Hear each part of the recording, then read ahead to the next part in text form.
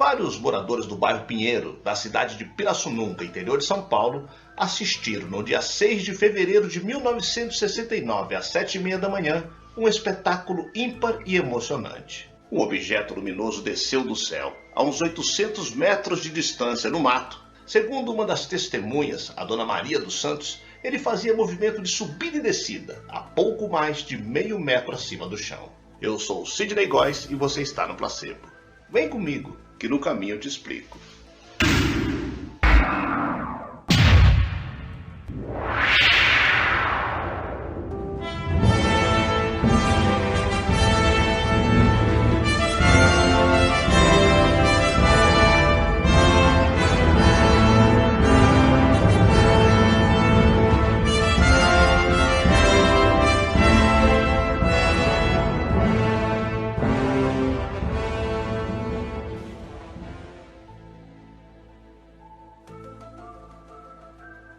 Tiago Machado, com 19 anos na época, vizinho de Dona Maria, pensou que fosse um paraquedas azul luminoso, de um brilho total.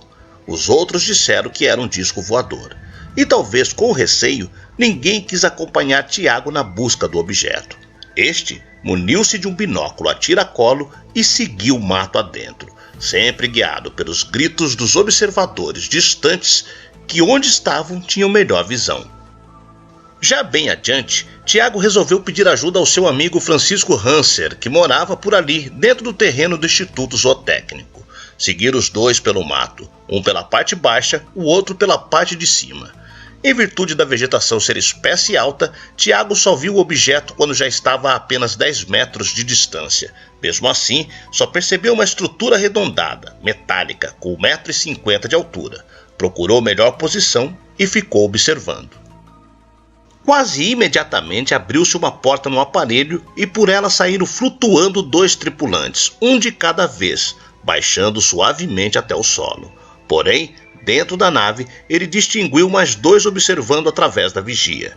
Eram homens pequenos, teriam 1,50 m de altura. Usavam roupas colante aluminizadas, que cobriam todo o corpo dos pés à cabeça. Na altura do rosto havia um visor transparente. O rosto tinha a pele lisa amarelada com uma cicatriz em cada bochecha. O olho esquerdo ficava em um nível mais alto do que o direito, lábios finos, nariz achatado, olhos amarelo escuros sem pupila, 2 rugas paralelas acima dos olhos sem cílios nem pálpebras. O queixo dava a impressão, segundo Tiago, de estar fugindo para trás. Os 2 tripulantes deram 3 passos à frente e o garoto deu um, ficando assim a uns 8 metros frente a frente, quando entabularam uma conversação. Eles emitiram sons graves, guturais e roucos que pareciam sair de uma tromba que se movimentava na parte inferior da máscara de cada um ao falar.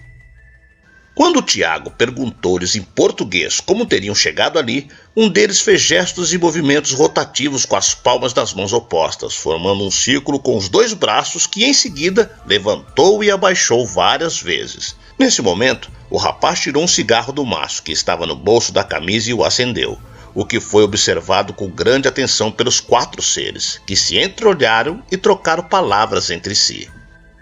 Tiago pegou o maço, que ainda tinha 14 cigarros, e jogou na direção dos seres. Um deles, sem desviar os olhos do garoto, apanhou-o com uma certa dificuldade. Quando a mão do tripulante estava a uns 10 centímetros do maço de cigarros, este moveu-se sozinho, sendo apanhado pelo ufonauta. Após isso, ele levou o maço de cigarros até o peito e, como num passe de mágicas, este desapareceu. Diante desse fato, 2 deles riram, mostrando dentes enegrecidos e diferentes. Depois dos cigarros, os 2 mais confiantes deram um passo em direção a Tiago, que fez o mesmo. Para mostrar boas intenções, Tiago tirou o binóculo do pescoço e colocou no chão. Os tripulantes, com medo, recuaram 4 passos. Vendo isso, Tiago colocou novamente o binóculo no pescoço. Após isso, ambos, os ufonautas, aproximaram-se novamente. Os ufonautas então tentaram uma nova comunicação. Eles começaram a falar e gesticular por cerca de 15 minutos, até que, ouvindo o grito de Francisco chamando pelo amigo, recuaram lentamente, sempre de costas para o disco. Ambos deram um pulinho, elevaram-se no ar e entraram na cosmonave, um depois do outro. O último, com o busto ainda do lado de fora, apontou uma chama azul que atingiu Tiago em sua coxa direita, onde sentiu um formigamento, seguido de um endurecimento de todo o corpo. Ele ainda conseguiu ver a janelinha fechar-se e a nave elevar-se uns 2 metros do solo silenciosamente, desaparecendo em seguida. Foi então que Tiago perdeu os sentidos. Quando acordou, 1 hora depois, já estava na Santa Casa, apenas com dores na coxa. No local da aterrissagem do objeto, a vegetação estava amassada num círculo de 4 metros de diâmetro e dentro desta área, 3 buracos correspondentes às conchas nas quais se apoiavam as pernas do tripé. Tiago nesse dia ingeriu de 3 a 4 litros de água e dormiu muito. Nos dias seguintes, ainda tomou água em abundância. O médico, o Dr. Henrique Reis, declarou por sua vez que no mesmo dia da ocorrência examinou Tiago Machado, dos pés à cabeça na Santa Casa, durante 1 hora, não encontrando nada de objetivo na perna ou no corpo. Achou normal a pressão sanguínea, a temperatura e a respiração. Ele notou apenas que o rapaz estava com o corpo duro e piscava muito, o que interpretou como pitiatismo. A senhora Maria dos Santos, vizinha do Tiago Macha, relata que o momento em que o caso ocorreu estava arrumando o filho para levá-lo ao colégio, quando olhou para a janela e viu nas terras do Instituto Zootécnico da Indústria Pecuária, do outro lado do vale do bairro Pinheiro, um objeto muito reluzente em formato de bacia emborcada, subindo e descendo numa altura de 2 a 3 metros do chão. Ela viu quando Tiago entrou no mato à procura do objeto. Uns 30 ou 40 minutos depois, chegou um menino correndo, esbaforido, para dizer à mãe do rapaz que ele estava morrendo no alto do morro. Dona Maria dos Santos e outra vizinha, Ana Maria Cleonice, acompanharam a mãe do rapaz, a senhora Maria Machado Metzler, mato adentro, atrás do jovem. Encontraram-no caído, de olhos abertos, mas todo abobalhado, pálido, suando copiosamente e repetindo sem parar que estava com muita sede. Não se aguentando em pé, ele foi arrastado pelas 3 senhoras para a casa mais próxima, a do Sr. Francisco Hanse.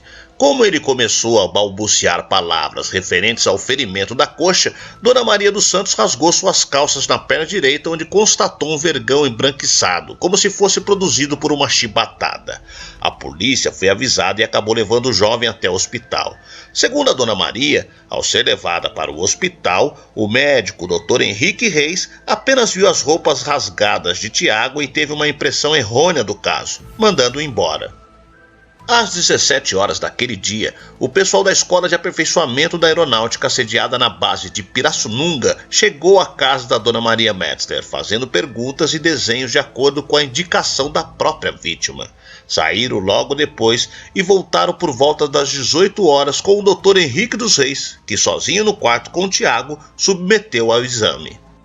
A Dona Maria Santos acrescentou que tanto ela como outras 2 vítimas que acudiram o rapaz passaram 3 dias consecutivos sem se alimentarem, bebendo apenas água e nervosas com insônia.